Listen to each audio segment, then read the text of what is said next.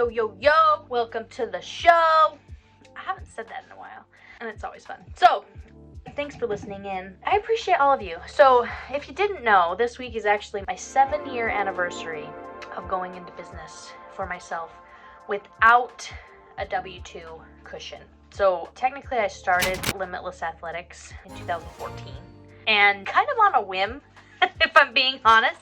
And that was fun. Like, I think, if I'm being like totally transparent, my first year of business, I think I made like $600. It was pretty great. And then it might have been more than that. I think it was like $2,000. I looked it up this week. Like, I was looking up the stats of Kayla's business ventures over the last 7 years, and it's been really fun. So yeah, I think I made like $2,000, $2,500 or something my first year.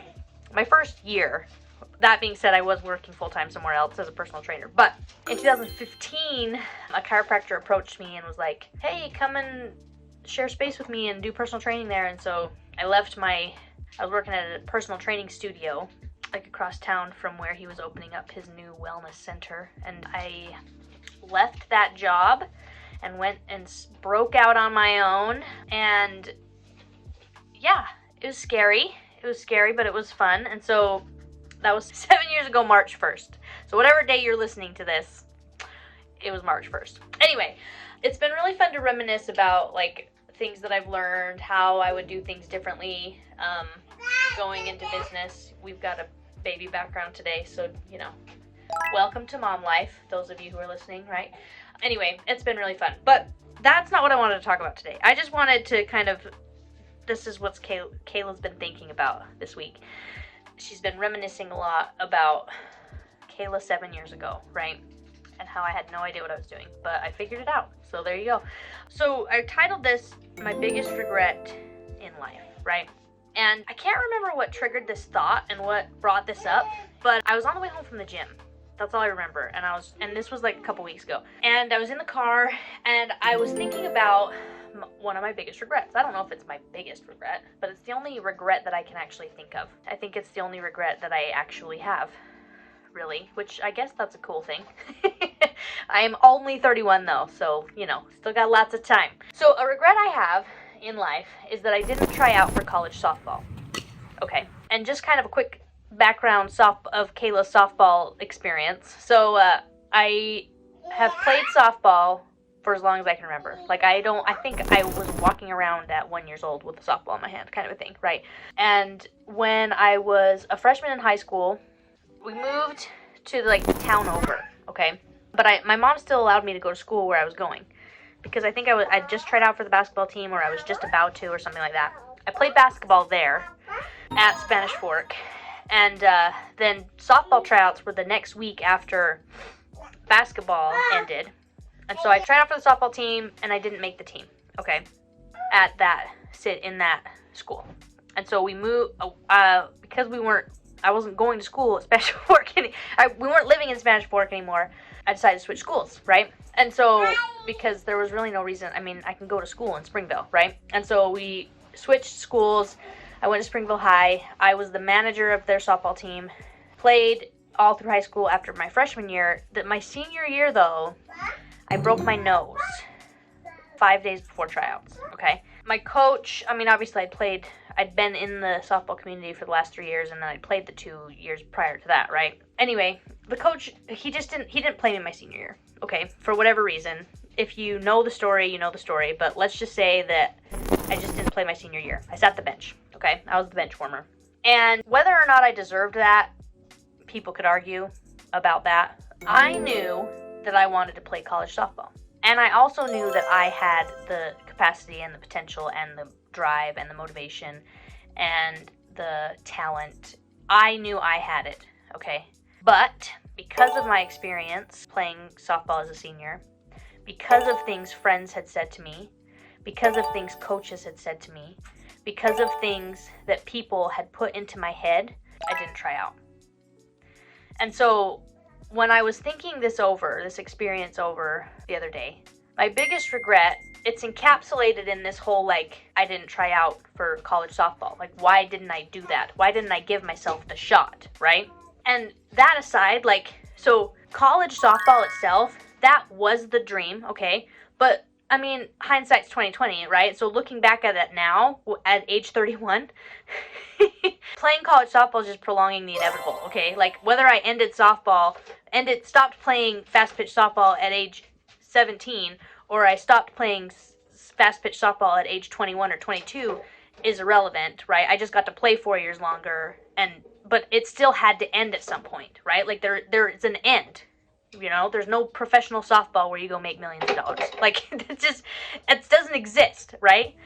And so playing college softball, while that would have been awesome, that's not where the regret comes from, okay? Because, like, at this point, everything that has happened to me in my life happened because I didn't play college softball, right? I went and played rugby. Some of my best friends are from the people that I met playing rugby at UVU. I met my husband through those friends. Do you know what I mean? So, like, for me to say, oh, I wish I had played college softball, doesn't make sense, because everything that happened after the decision to not play college softball shaped me into who I am. So the regret doesn't come from not playing college softball. The regret comes from allowing other people to dictate whether or not I took the action, okay? I let other people's opinions weigh more than my own desires. When you think about what you want in life, okay? So be that you wanting to lose weight, being healthy, it doesn't matter. Whatever it is that you want in life, if you are allowing other people's opinions to weigh heavier than your own desires, you're setting yourself up for regret, because that's what I did. And I remember the moment I decided not to do it. I remember the conversation that was being had. I remember the things that they said, and I remember how bad I felt because I allowed someone else to tell me that I shouldn't do it, even though my desire to do it was huge. Do you know what I mean? Like, that's all I wanted, was to play college softball, okay? And I allowed someone else's opinions to change my direction.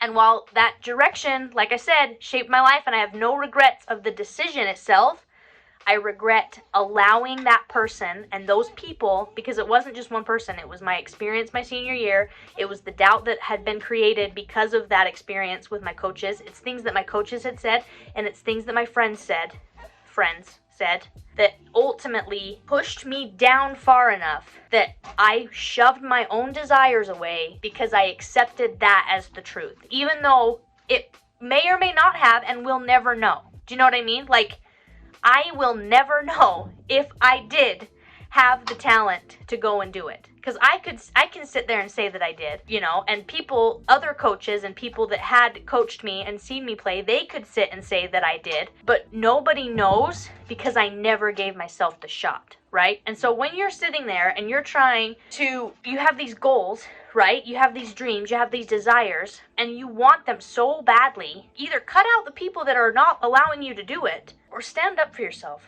Because I wish that 17-year-old Kayla, 18-year-old Kayla, I wish someone would have said, no, you're doing this. No, you're doing, like, it kind of makes me tear, because, this is getting vulnerable. No one tried to change my mind. And I don't know, maybe it was like one of those things where, I don't know why this is making me emotional. I don't know if it was one of those things where people didn't know how bad I wanted it, right? And so when I told them I decided not to, they just didn't think it was that big of a deal. They thought maybe I'd moved on. I mean, it is just, like I said, like, it's just prolonging the inevitable, right? So, like, college softball is not that big of a deal. But what I'm saying is, find the people in your life that won't let you quit. Because if you quit on those big goals, those big dreams, those big desires, just because certain people weigh you down, right? Certain people, you know, comment on your posts and tell you you're stupid, or, like, if you allow outside opinions to slow you down, you're not only doing yourself a disservice in the moment, but you're doing all the people, especially if, like, you have big goals, right? So, like, maybe you want to be a public speaker. Maybe you want to go start a business that helps so-and-so, blah, blah, blah. Like, whatever your big dreams are, like, go bigger than weight loss, right? Find the tribe, find the people that won't let you quit. Because there will be moments where you want to quit, okay? I mean, and that's where coaching comes in, right? So, like, if we're talking about weight loss, because that's what we do, we help people lose weight, get their lives back in order, whatever. From a health standpoint, that's where we start. Obviously, there's a lot of mindset and stuff in there too, but that's where coaching comes in, is we don't let you quit. We don't let you give up on yourself, and we definitely won't give up on you, right? So find the people that won't allow you to quit on yourself.